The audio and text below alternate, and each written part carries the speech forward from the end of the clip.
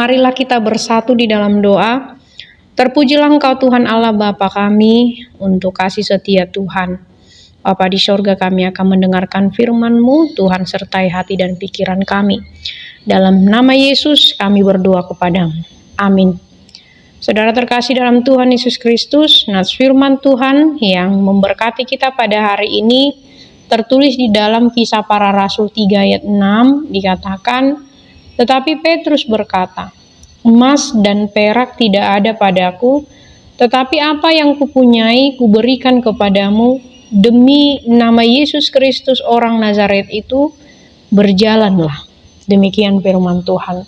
Saudara terkasih dalam Tuhan Yesus Kristus, dalam perjalanan pelayanan Petrus, suatu ketika ia bertemu dengan seorang laki-laki yang lumpuh dari sejak lahirnya, di mana setiap hari ia berada di depan pintu bait Allah untuk mengemis atau meminta sedekah kepada setiap orang yang hendak masuk ke bait Allah. Ketika Petrus hendak masuk ke bait Allah, orang lumpuh itu berharap agar sang rasul itu atau Petrus mempunyai kebaikan sekaligus memberikan uang atau memberikan sedekah. Si pengemis berharap mendapat sejumlah uang sebagai bentuk bela rasa Rasul Petrus. Ternyata Rasul Petrus tidak mempunyai apa yang diharapkan oleh si pengemis itu. Akibatnya ia tidak bisa memenuhi harapan si pengemis tersebut. Tapi itu bukan berarti tidak ada yang diberi. Rasul Petrus menyatakan, yaitu dalam nats ini, emas dan perak tidak ada padaku. Artinya jangan berharap si pengemis tersebut memperoleh apa yang sesuai dengan harapannya atau ekspektasinya. Sungguh tidak ada benda material yang dipunyai Rasul Petrus. Tetapi meski demikian, sang Rasul bukan berarti tidak ada yang diberi. Justru Rasul Petrus mampu memberi hal yang jauh lebih besar daripada sekedar uang. Ia menyatakan dalam kuasa Yesus atau dalam imannya kepada Yesus, berjalanlah. Dan ketika pengemis ini kemudian bisa berjalan, maka Rasul Petrus telah memberikan lebih daripada yang diminta. Saudara terkasih dalam Tuhan Yesus Kristus, sejak itu si pengemis tidak lagi cuma hidup dari belas kasih orang lain. Dirinya lebih berdaya, sekaligus ia bisa mencari nafkah dengan cara lebih terhormat. Dengan kelumpuhannya disembuhkan, si pengemis bisa mandiri, kesana kemari, tidak perlu lagi membuat repot orang lain. Nasibnya telah berubah. Saudara terkasih dalam Tuhan Yesus Kristus, jadi karunia Allah melalui Rasul Petrus memperlihatkan Allah yang memberi lebih daripada yang diminta.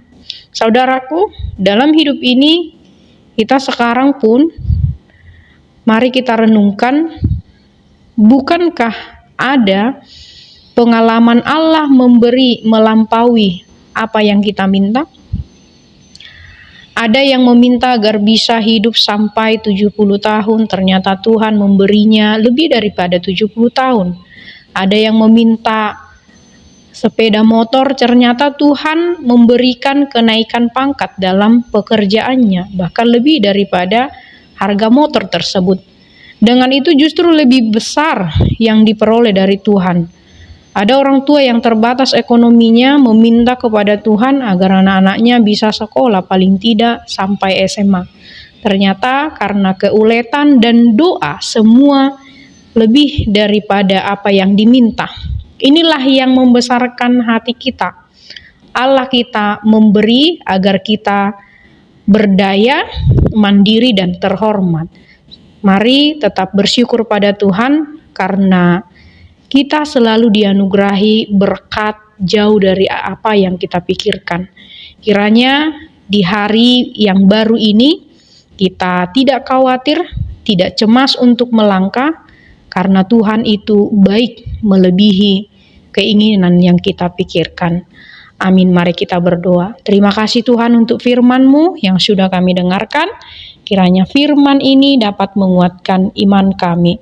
Terpujilah Engkau Tuhan, dalam nama Yesus kami berdoa. Anugerah Tuhan kita Yesus Kristus, kasih setia Allah Bapa, dan persekutuan Roh Kudus yang menyertai kita sekalian. Amin.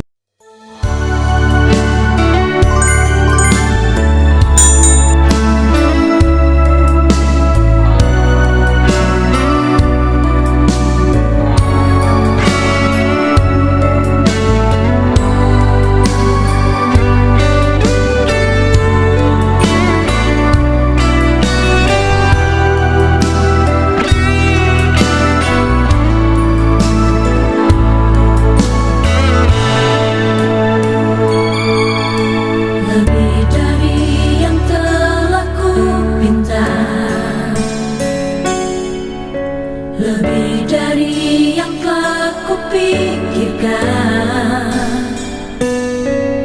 Semuanya